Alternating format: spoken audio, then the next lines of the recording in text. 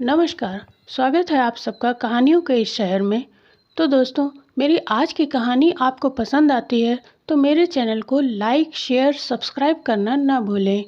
और मुझे comment section में यह भी लिखकर बताएं कि आपको इस वीडियो का बेस्ट पार्ट क्या लगा। आइए सुनते हैं जयशंकर प्रसाद की लिखी हुई कहानी बेड़ी। बाबूजी, 1 पैसा। मैं सुनकर चौंक पड़ा। कितनी कारुणिक आवाज़ थी। देखा, एक 9-10 बरस का लड़का अंधे की लाठी पकड़े खड़ा था। मैंने कहा, सूरदास, यह तुमको कहाँ से मिल गया? अंधे को अंधे न कहकर सूरदास के नाम से पुकारने की चाल मुझे भली लगी।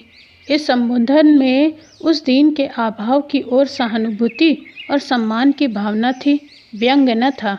उसने कहा, बाबूजी, यह मेरा लड़का है। मुझ अंधे की लकड़ी है। इसके रहने से पेट भर खाने को मांग सकता हूँ और दबने कुचलने से भी बच जाता हूँ। मैंने उसे इकन्नी दी। बालक ने उत्साह से कहा, आहा, इकन्नी। बुढ़े ने कहा, दाता जुग जुग जियो। मैं आगे बढ़ा और सोचता जाता था, इतने कष्ट से जो जीवन बिता रहा है, उसके विचार में भी जीवन ही सबसे अमूल्य वस्तु है। हे भगवान! दीनानाथ, करी क्यों देरी?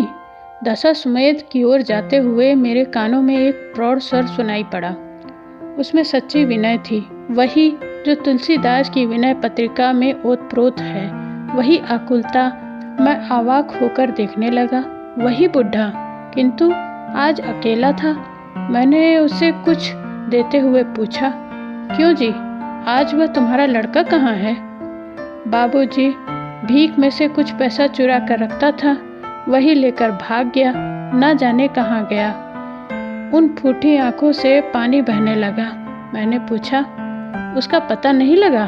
कितने दिन हुए? लोग कहते हैं वह कलकत्ता भाग गया है। उस नटखट लड़के पर क्रोध से भरा हुआ मैं घाट की ओर बढ़ा तो वहाँ एक व्यास जी श्रवण चरित की कथा कह रहे थे।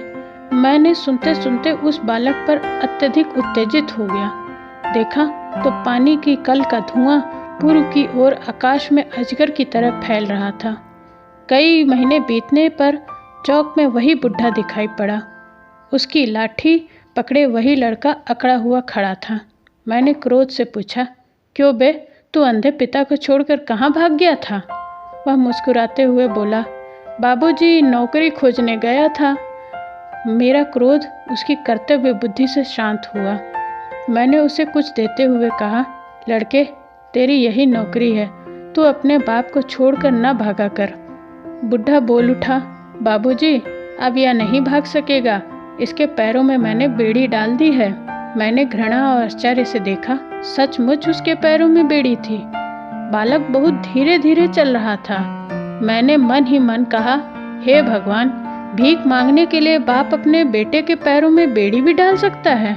और वह नटखट फिर भी मुस्कुराता था। संसार तेरी जय हो। मैं आगे बढ़ गया। एक दिन मैं एक सज्जन की प्रतीक्षा में खड़ा था। आज नाव पर घूमने का उनसे निश्चय हो चुका था। गाड़ी, मोटर, तांगे टकराते टकराते भागे जा रहे थे, जैसे सब व्याकुल। मैं दार्शनिक की तरह उनकी चंचलता की आलोचना कर रहा था। सिरस के वृक्ष की आड़ में फिर वही कंठ स्वर में सुनाई पड़ा।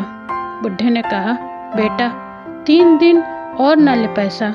मैंने रामदास से कहा है, 7 आने में तेरा कुर्ता बन जाएगा। अब ठंड पड़ने लगी है। उसने ठुनकते हुए कहा, नहीं, आज मुझे पैसे दो, पैसा दो, मैं कचालू खाऊंगा। वह देखो, उस पटरी पर बिक रहा है। बालक के मुंह और आंखों में पानी भरा था। दुर्भाग्य से बुढ़ा उसे पैसा नहीं दे सकता था, पर वह न देने के लिए हठ करता ही रहा। परंतु बालक की ही विजय हुई। वह पैसा लेकर सड़क की उस पटरी पर चला। उसके बेड़ी से जकड़े हुए पैर पैतरा काट कर चल रहे थे, जैसे युद्ध विजय के लिए। नवीन बाबू 40 मील की स्पीड से मोटर अपने हाथ से दौड़ा रहे थे। दर्शकों की चीख से बालक गिर पड़ा। भीड़ दौड़ी। मोटर निकल गई। यह बुढ़ा विकल हो रोने लगा। अंधा किधर जाए? एक ने कहा, चोट अधिक नहीं। दूसरे ने कहा, हत्यारे ने बेड़ी पहना दी है, नहीं तो क्यों चोट खाता? बुढ़े ने कहा, काट दो बेड़ी बाबा, मुझे नहीं चाहिए। और मैंने हतबुद्धि होकर देखा कि बालक के प्राण पखेरु अपनी बेड़ी काट चुके थे। तो दोस्तों, यह कहानी यहीं तक। उम्मीद है आपको पसंद आई होगी। मिलते हैं जल्द एक नई कहानी के साथ। तब तक के लिए धन्यवाद।